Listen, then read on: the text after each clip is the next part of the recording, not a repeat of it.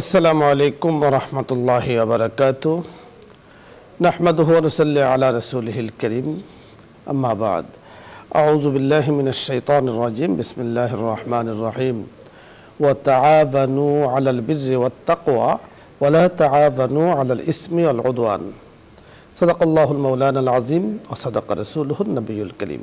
সুপ্রিয় দর্শক মণ্ডলী, মহান আল্লাহ তাআলা পবিত্র কোরআনের আয়াতে আমাদেরকে জানিয়ে দিয়েছেন হক, ইনসাফ, ন্যায়ভাবে একে অপরকে সাহায্য সহযোগিতা করার জন্য।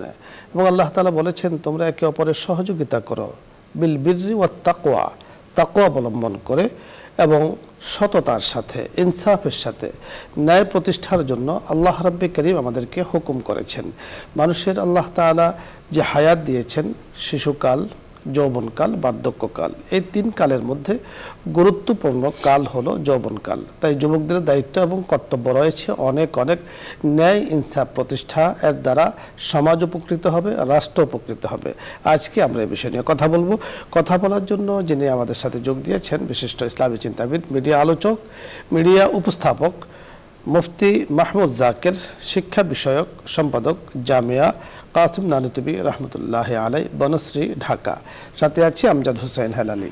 আসসালামু আলাইকুম ওয়া রাহমাতুল্লাহ। ওয়া আলাইকুম আসসালাম ওয়া রাহমাতুল্লাহ। মুফতি সাহেব কেমন আছেন? আলহামদুলিল্লাহ, আপনি ভালো আছেন? আলহামদুলিল্লাহ। আজকে আপনার কাছে আমরা জানবো যে ইনসাফ প্রতিষ্ঠায়, ন্যায় প্রতিষ্ঠায় যুবকদের দায়িত্ব এবং কর্তব্য রয়েছে। কারণ আল্লাহ পাক যে হায়াত আমাদেরকে দিয়েছেন, এর মধ্যে অত্যন্ত গুরুত্বপূর্ণ অধ্যায় কিন্তু যুবক বয়সের বা যে যুবককাল আমরা কাটাই সেই। তাই যুব সমাজের অনেক দায়িত্ব। সমাজকে ঠিক করা, সমাজ থেকে অন্যায়, অনাচার, অবিচারকে দূর করা, সমাজে ইনসাফ, ন্যায় প্রতিষ্ঠা করা, অর্থাৎ ইনসাফ ভিত্তিক সমাজ প্রতিষ্ঠার ক্ষেত্রে যুবকদের দায়িত্ব অপরিসীম। এ সম্পর্কে আপনার কাছে আমরা বিস্তারিত শুনবো। জি, আপনাকে অনেক অনেক ধন্যবাদ। আসলে ঠিকই বলেছেন, হাদিসের মধ্যেও এসছে এই সব বিষয়গুলো। কালামে পাকে আল্লাহ পাক ইরশাদ করেন, ওয়া মা আতাকুমুর রাসূলু ফাখুযু ওয়া মা নাহাকুম আনহু ফান্তাহু। অর্থাৎ রাসূল সাল্লাল্লাহু আলাইহি সাল্লাম তোমাদের কাছে যে আদর্শ নিয়ে এসেছেন সেগুলো তোমরা মানো, এবং যেগুলো থেকে তোমাদেরকে নিষেধ করেন সেগুলো থেকে তোমরা বিরত থাকো। এটা কোরআনের আয়াত। যে সব ক্ষেত্রেই আমরা রাসূল সাল্লাল্লাহু আলাইহি সাল্লামের আদর্শটা দেখব। যুব সমাজে রাসূল সাল্লাল্লাহু আলাইহি সাল্লামের কী আদর্শ, রাসূল সাল্লাল্লাহু আলাইহি সাল্লাম যখন যুবক ছিলেন তখন কি করেছেন তিনি। তো মোটামুটিভাবে যদি আমরা মানুষের সময়টাকে ভাগ করি, চারটা ভাগে ভাগ করতে পারি: শৈশব, কৈশোর, যৌবন, বৃদ্ধ। এই চারটা ভাগে ভাগ করতে গেলে শৈশব কৈশোরের যে সময়টা আছে, এই সময়টা একেবারেই খেলাধুলা, হাসি তামাশা, নানান কিছু সময়। এই সময়টা শরীয়ত কোনো কাউন্ট করে না। একটা মানুষ শিশুকালে, কিশোরকালে সে কী করলো না করলো এটার তেমন হিসাব হয় না। তার হিসাব শুরুই হয় যখন সে বালেক হয়, যুবক। তার বালেক হলেই এখান থেকে যুবক, তার যৌবন শুরু। তো যৌবন থেকে নিয়ে একেবারে বৃদ্ধা বয়স একটা স্টেপ, তার আল্লাহ পাকের কাছে হিসাব দেবার, শরীয়তের হুকুম পালনের। দ্বিতীয়টা হলো বৃদ্ধকাল। এই দুটা কালের মধ্যে একেবারে অত্যন্ত গুরুত্বপূর্ণ যেটা, সেটা হলো যৌবনকাল। কারণ বৃদ্ধ বয়সে তো মানুষ কি করবে? মসজিদের মধ্যে যাবে, নামাজ পড়বে, দিনের পথে যাবে, এগুলো ছাড়া তো আর তার কোনো কাজ নেই। কারণ ঘরে থাকলেও ঘরের পরিবারও চায় না সারাদিন বসে কথাবার্তা বলুক, বিরক্তকর মনে করে। এরা এই সময়টায় মসজিদমুখী হয়ে যায়। এই জন্য আল্লাহ তাআলার কাছে ওইটা এতটা পছন্দ না, সে বাধ্য হয়ে অনেকটা গেছে। সবচেয়ে গুরুত্বপূর্ণ সময়টি হলো যৌবনকাল। কারণ এই সময়টায় শয়তানের সব দিক থেকে তাকে ধোঁকা দিতে থাকে। তোর অনেক সময় আছে, এখনই দিনের পথে যেতে হবে না, এখনই মসজিদে যেতে হবে না, অনেক সময় আছে, পরে যাবি, এই সমস্ত কিছু ধোঁকার মধ্যে সে পড়ে যায়। এই জন্য এই সময়টাকে ইসলাম খুব গুরুত্ব দিয়েছে। রাসূল করিম সাল্লাল্লাহু আলাইহি সাল্লাম মদিনায় যখন হিজরত করে প্রথম মদিনায় গেছেন, সর্বপ্রথম যে তিনি হিলফুল হুজুল নামে সংগঠন করেছিলেন, সেটাও যুবকদের একটা সংগঠন। কারণ রাসূল সাল্লাল্লাহু আলাইহি সাল্লাম বুঝতে পেরেছেন যে বৃদ্ধদের দ্বারা, ছোটদের দ্বারা এই কাজটা সম্ভব হবে না। যে এই কাজটা সমাজ থেকে অনাচার, অত্যাচার, অনিসলাম এই সব কিছু দূর করা এবং শান্তি প্রতিষ্ঠা করা যুবকের দ্বারা অনেক সহজ হয়ে যায়। এই জন্য রাসূল সাল্লাল্লাহু আলাইহি ওয়াসাল্লাম হিলফুল ফুজুল নামে যে সংগঠনটা করেছিলেন, সেটা ওইটাই একটা উদ্দেশ্য ছিল। তো রাসূল সাল্লাল্লাহু আলাইহি ওয়াসাল্লাম ঠিক এরকমটাই করেছেন। আর যৌবন কাল যদি আমরা দেখতে চাই, একেবারে 14-15 বয়স থেকে শুরু করে 40-45 বছর পর্যন্ত দীর্ঘ লম্বা একটা সময়, কিন্তু যুবকের মধ্যেই থাকে। এই সময়টা খুবই গুরুত্বপূর্ণ। হাদিসের মধ্যে অন্য হাদিসে এসছেও যে হাসরের ময়দানে 5টা প্রশ্নের উত্তর দেওয়া পর্যন্ত মানুষ সামনের দিকে কদম বাড়াতে পারবে না। সেই 5টা প্রশ্নের মধ্যে এটাও একটা আছে যে যৌবন কালটা তুমি কোথায় কাটিয়েছো, এই প্রশ্ন তাকে করা হবে। এবং এটাও আছে, আপনি জানেন যে আরশের নিচে যে 7 প্রকার ব্যক্তি ছায়া পাবে, তার মধ্যে এক প্রকার এটাও আছে যে যৌবন কালে যে ইবাদত করেছিল, বৃদ্ধকালের আপনি যথার্থ বলেছেন। যুবকদের মর্যাদা নিয়ে আল্লাহ রাসূল সাল্লাল্লাহু আলাইহি সাল্লাম অনেকগুলো হাদিস বলেছেন। দর্শক মণ্ডলী, আজকে যুবকদের দায়িত্ব এবং কর্তব্য নিয়ে আমরা কথা বলছিলাম, যে যুবকদের সম্মান মর্যাদা নিয়ে স্বয়ং রাসূল আকরাম সাল্লাল্লাহু আলাইহি ওয়াসাল্লাম অনেকগুলো হাদিস বলেছেন। তিনি মানুষের অধিকার মানুষের কাছে পৌঁছে দেওয়ার জন্য যুবকদের দ্বারা সংগঠন করেছিলেন, যার কথা আমাদের মুহতারাম মুফতি মাহমুদ জাকির বলেছেন হেলফুল ফজুল সংগঠন। হযরত সাহাবাই কিরাম রিদওয়ানুল্লাহি আলাইহিম আজমাইন রাসূল আকরাম সাল্লাল্লাহু আলাইহি সাল্লামের সোহবতে থেকে যেভাবে দেশ চালিয়েছেন, রাষ্ট্র গঠন করেছেন, ইসলামের প্রচার ও প্রসার করেছেন, ইসলামের খেদমত করেছেন, সত্যি সোনালী যুগ বলা হয়। হযরত ওমর বিন আব্দুল আজিজ রহমতুল্লাহ আলাই যেভাবে রাষ্ট্র পরিচালনা করেছেন, ইসলামের সোনালী যুগ বলা হয়। সত্যি যুবকরা চাইলে অনেক কিছুই করতে পারে, মানুষের অধিকার মানুষের কাছে পৌঁছে দিতে পারে, অবহেলিত লাঞ্ছিত অসহায় দুর্বলদের অধিকার তারা তাদের কাছে পৌঁছে দিতে পারে। আল্লাহ তাআলা এই জন্য এই বয়সকে বলেছেন অত্যন্ত গুরুত্বপূর্ণ। তার সম্পর্কে বলেছেন ওয়ারাজুলুন শাবুন, আল্লাহ রাসূল সাল্লাল্লাহু আলাইহি ওয়াসাল্লাম হাদিসের মধ্যে বলেছেন ওয়ারাজুলুন শাবুন নাশাআ ফি ইবাদাতিল্লাহ, যেই যুবক নিজের যৌবনকালকে বুঝতে শিখেছে, মূল্যায়ন করতে শিখেছে, আর যৌবনকাল দিয়েছেন আল্লাহ তাআলা, তাই আল্লাহ তাআলার ইবাদত করার জন্য সে গড়ের নির্জনতা অবলম্বন করেছে। আল্লাহ পাক বলেন যে কাল কিয়ামতের ময়দানে আল্লাহ রাসূল সাল্লাল্লাহু আলাইহি ওয়াসাল্লামের ভাষ্য মতে আল্লাহ তাআলা নিজে তাকে তার আরশের নিচে ছায়া দান করবেন। সুবহানাল্লাহ। তাই আদর্শ সমাজ গঠনে যুবকদের দায়িত্ব এবং কর্তব্য রয়েছে। প্রথমত প্রয়োজন হলো ঈমান এবং তাকওয়ার মানদণ্ডে যখন একজন যুবক থাকবে, একজন মানুষ থাকবে, তখন তার থেকে যে খেদমতগুলো আঞ্জাম দেবে সেগুলো ঈমান এবং তাকওয়ার ভিত্তিতে হবে। দ্বিতীয় পর্যায়ে ইনসাফ ভিত্তিক সমাজ গঠনে, ইনসাফ ভিত্তিক রাষ্ট্র গঠনে সাহাবাই কেরামের পদাঙ্ক অনুসরণ করা, যে সাহাবাই কেরাম রাসূলের সোহবত থেকে যা সরাসরি শিখেছেন, বাস্তবায়ন করেছেন। তৃতীয়ত সর্বত্র আল্লাহ পাকের সন্তুষ্টি কামনা করা। যুবকদের সমাজ গঠনে যখন এই 3টি বিষয় অবলম্বন করে আমরা সমাজ গঠনে উদ্যোগী হব, অগ্রসর হব, তো আল্লাহ পাকের নুসরত আমাদের উপরে ইনশাআল্লাহ আসবে। আল্লাহ রাব্বুল কারীম যুবকদেরকে নেক হায়াত দান করুন, সকলকে নেক হায়াত দান করুন। আদর্শ সমাজ গঠনে, ইনসাফ ভিত্তিক সমাজ গঠনে তারা অগ্রণী ভূমিকা রাখবে, আল্লাহ রাব্বুল কারীমের কাছে আমরা সে কামনা করছি। আলোচ্য বিষয় নিয়ে যদি আপনাদের কোনো কিছু জানার বুঝার থাকে অথবা ইসলামের কোনো মাসলা মাসাইল জানার থাকে, আপনি প্রশ্ন করতে পারেন, আমরা চেষ্টা করব কথা বলার জন্য। প্রথমে যিনি আছেন, আসসালামু আলাইকুম ওয়া রাহমাতুল্লাহ। দর্শক নাম বলে পরিচয় দিয়ে প্রশ্ন করুন। যে বিষয়টি আমরা আসলে আলোচনা করছিলাম, দর্শক আপনারা খুব খেয়াল করে শুনুন, যে আমরা যে বিষয়টি আজকে অবতারণা করেছি, যে অত্যন্ত গুরুত্বপূর্ণ বিষয়, তা হলো যে যুবকদের দায়িত্ব এবং কর্তব্য। দর্শক এই বিষয় নিয়ে যদি আপনার কোনো প্রশ্ন থাকে আপনি প্রশ্ন করবেন, কোনো মাসলা মাসাইলের সাথে সম্পর্কিত কোনো প্রশ্ন থাকলে প্রশ্ন করবেন।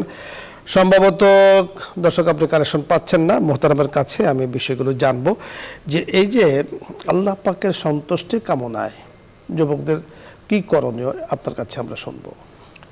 জি, যুবকদের করণীয় আল্লাহ পাকের সন্তুষ্টি, যেহেতু আগে আলোচনা করেছি এই সময়টা খুবই গুরুত্বপূর্ণ। আগে যুবক নিজেকে আমল করতে হবে, আল্লাহর কাছে তাকে প্রিয় হতে হবে, নিজে আমল করে আরেকজনকে সে আমলের প্রতি আহ্বান করতে হবে। যুবক যদি আরেকজনকে আমলের প্রতি আহ্বান করে তাহলে সে আমলের প্রতি খুব তাড়াতাড়ি আসবে, কারণ একজন যুবক সে আরেকজন যুবককে ডাকতে পারে, একজন বৃদ্ধকে ডাকতে পারে, বাচ্চাকেও ডাকতে পারে, সব বয়সের লোকদেরকে সে ইসলামের প্রতি ডাকতে পারে। যুবক সে মনে করবে আমিও যুবক, সেও যুবক, সে যখন দিনের পথে আছে আমি বসে থাকবো কেন, যাবে।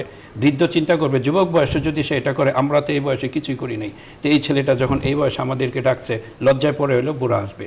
ছোট বাচ্চারাও যুবকদের ডাকে, ভয়ে আসুক, যেভাবে আসুক আসবে। তাই সর্বপ্রথম যেটা দরকার, যুবকদের নিজেদেরকে শরীয়ত বুঝে, রাসূল সাল্লাল্লাহু আলাইহি ওয়াসাল্লাম আদর্শ বুঝে তারা আমল করবে, নিজের সুন্দর জীবন চরিত্রটা গঠন করবে, আদর্শ জীবন গঠন করবে এবং মানুষকে ডাকবে। এই ডাকার মাধ্যমে সে ব্যক্তি জীবন, পারিবারিক জীবন, সামাজিক জীবন, রাষ্ট্রীয় জীবন, 4টা জীবনকেই সুন্দর করে গড়তে পারবে।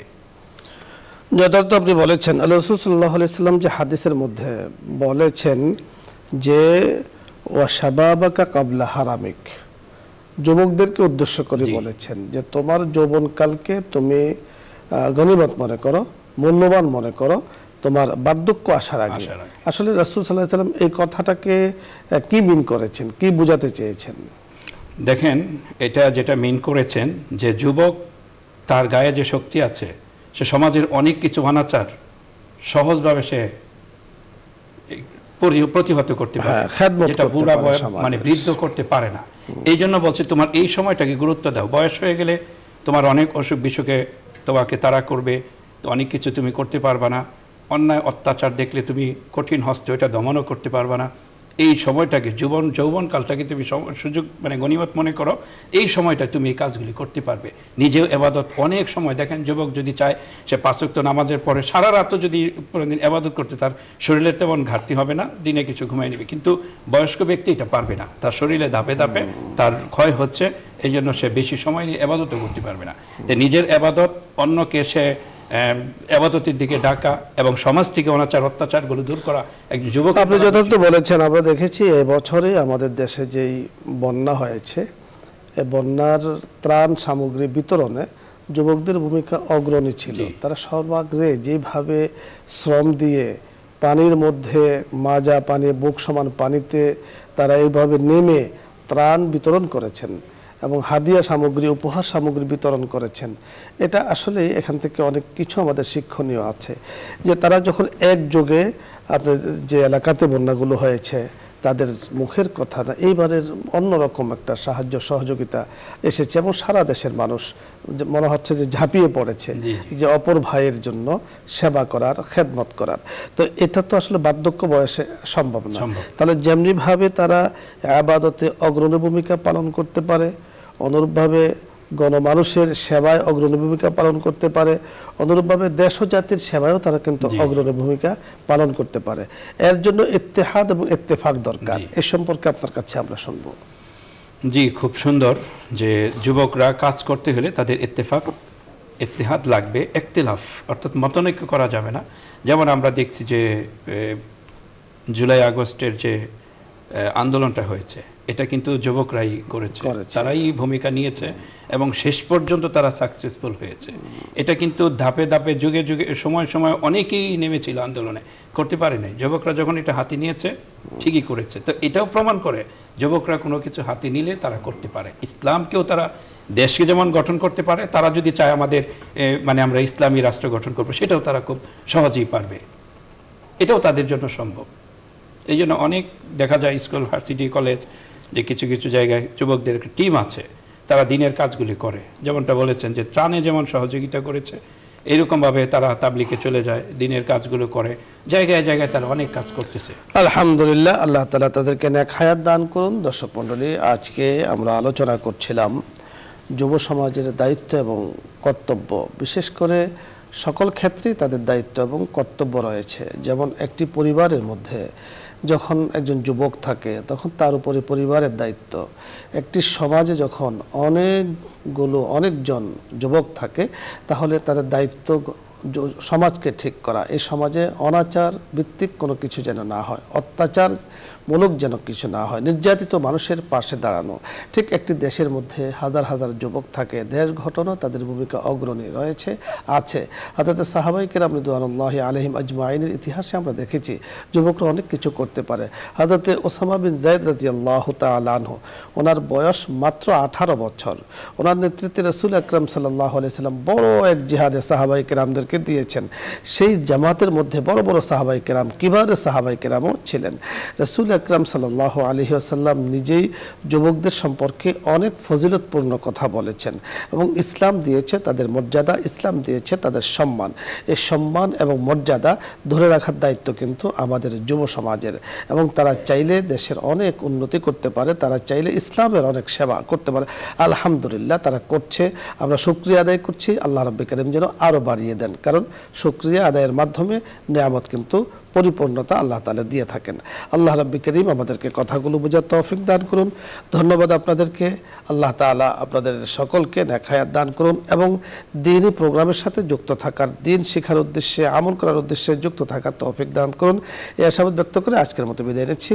আসসালামু আলাইকুম ওয়া রাহমাতুল্লাহি ওয়া বারাকাতুহু। দোয়া হবে, দরুদ ইস্তিগফার পাঠ করি।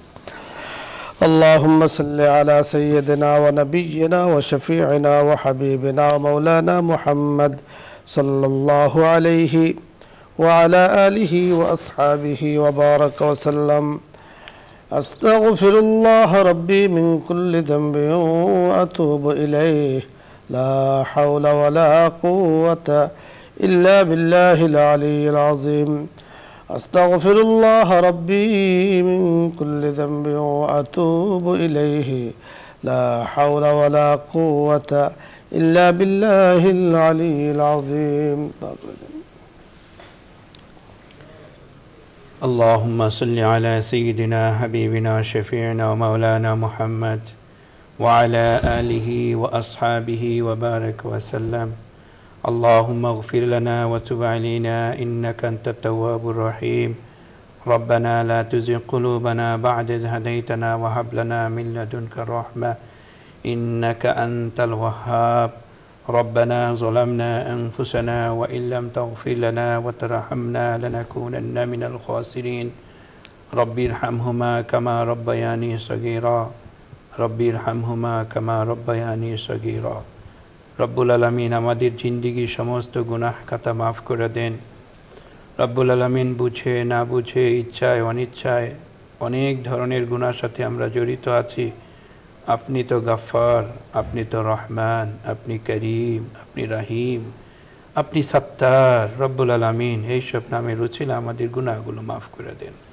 রব্বুল আলামিন বেশি বেশি নেক কাজ করার তৌফিক দান করুন। যেখানেই নেকের সুযোগ আছে যেন আমরা সেই নেক কাজটা করার জন্য ঝাঁপিয়ে পড়ি, তৌফিক দান করুন। যেখানে গুনার সুযোগ থাকে সেইখান থেকে যেন আমরা সরে আসি, সেই তৌফিক দান করুন। রব্বুল আলামিন আমাদের এই অনুষ্ঠানকে কবুল করুন। ইসলাম ও আমরা অনুষ্ঠানটিকে কবুল করুন। রব্বুল আলামিন এত সুন্দর একটি প্রোগ্রাম, আপনি কিয়ামত পর্যন্ত এই প্রোগ্রামকে স্থায়ী রাখুন। রব্বুল আলামিন বসুন্ধরা গ্রুপ নিউজ 24-কে আরও বেশি বেশি এইসব সুন্দর সুন্দর প্রোগ্রাম করার তৌফিক দান করুন। রব্বুল আলামিন বসুন্ধরা গ্রুপকে কবুল করে নিন, তাদের প্রচেষ্টাকে কবুল করে নিন।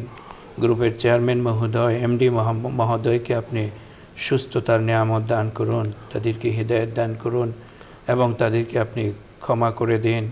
রব্বুল আলামিন এরকমভাবে বসুন্ধরা গ্রুপের সমস্ত সদস্যদেরকে আপনি কবুল আর মঞ্জুর করে নিন, তাদেরকে বেশি বেশি দিনের সেবা করার তৌফিক দান করুন, হিদায়াতের উপর রাখুন। রব্বুল আলামিন ইসলাম আমরা অনুষ্ঠানটা যারা যারা দেখে, দেশে বিদেশে যে যেখান থেকেই দেখে, রব্বুল আলামিন এই কথাগুলোর উপর যেন তারা আমল করতে পারে তৌফিক দান করুন। রব্বুল আলামিন আরো বেশি বেশি লোক যেন তার থেকে ইস্তেফাদা নিতে পারে সেই তৌফিক দান করুন। রব্বুল আলামিন আমরা যারা আমাদের সাথে হাত উঠিয়েছে বা আমরা হাত উঠিয়েছি, রব্বুল আলামিন জানি না কার মনে কি আশা, আপনি সবার মনের নেক আশাগুলি পূরণ করে দিন। রব্বুল আলামিন আপনার কাছে বারবার ক্ষমা চাই। নফসে আম্মারা থেকে আমাদেরকে হেফাজত করুন, ইবলিস শয়তানের প্ররোচনা থেকে আমাদেরকে হেফাজত করুন। আপনি কুদরতি হাতে আমাদেরকে হেফাজত করুন। রব্বুল আলামিন আমাদের মধ্যে যারা অসুস্থ তাদেরকে সুস্থ করে দিন। অনেক ভাইয়েরা আছে হাসপাতালে, তারা রব্বুল আলামিন খুব কাতরাচ্ছে, মৃত্যুর সাথে লড়ছে, অনেক অসুস্থতায় ভুগছে, তাদেরকে আপনি মাফ করে দেন, তাদেরকে সুস্থ করে দেন। রব্বুল আলামিন আমাদেরকে যাদেরকে সুস্থ রেখেছেন সুস্থতার নিয়ামতকে আপনি বাড়িয়ে দিন। রব্বুল আলামিন সুস্থ রেখে ইবাদত করার তৌফিক, সুস্থ থেকে ইবাদত করার তৌফিক দান করুন, বেশি বেশি ইবাদত করার তৌফিক দান করুন। রব্বুল আলামিন আমাদের এই নিয়ামতকে কদর করার তৌফিক দান করুন। রব্বুল আলামিন আপনার অনেক বান্দারা এই মুহূর্তে উমরা করতেছে, রব্বুল আলামিন তাদের উমরাকে কবুল করুন। যারা যাবার আশা করে তাদেরকে যাওয়ার তৌফিক দান করুন। রব্বুল আলামিন অনেকেরই তো আশা আপনার কালো গিলাফে ঢাকা গড়টার তওয়াফ করবে, রব্বুল আলামিন আপনি কবুল আর মঞ্জুর করুন। আপনার হাবিব সাল্লাল্লাহু আলাইহি সাল্লামের রওজা পাকে গিয়ে বারবার যেন সালামের নাজরানা পেশ করতে পারি সেই তৌফিক দান করুন। যারা যেতে পারেনি যাওয়ার তৌফিক দিন। যারা গিয়েছে বারবার যাওয়ার তৌফিক দান করুন আমিন। রব্বুল আলামিন। রব্বুল আলামিন যে যেখানে আছে আপনি সবাইকেই কবুল আর মঞ্জুর করে নিন আমিন। রব্বুল আলামিন। আমরা অনেক কিছু আমাদের চাওয়ার আছে, বুঝি না, জানি না, মনে থাকে না, দরকার কোনটা সেটাও বুঝি না। আপনি তো জানেন আমাদের যা দরকার সেগুলো আপনি দান করুন, যেগুলো দরকার না সেগুলো থেকে আমাদেরকে হেফাজত করুন রব্বুল আলামিন। সাল্লাল্লাহু তাআলা আলাইহি ওয়া সাল্লাম। রব্বুল আলামিন আমাদেরকে মাফ করে দিন, আপনার হাবিব সাল্লাল্লাহু আলাইহি ওয়াসাল্লাম উসিলায় দোয়াকে কবুল করে নিন। সুবহানা রাব্বিকা রাব্বিল ইজ্জাতি আম্মা ইয়াসিফুন ওয়া সালামুন আলাল মুরসালিন আলহামদুলিল্লাহ আলহামদুলিল্লাহি রাব্বিল আলামিন।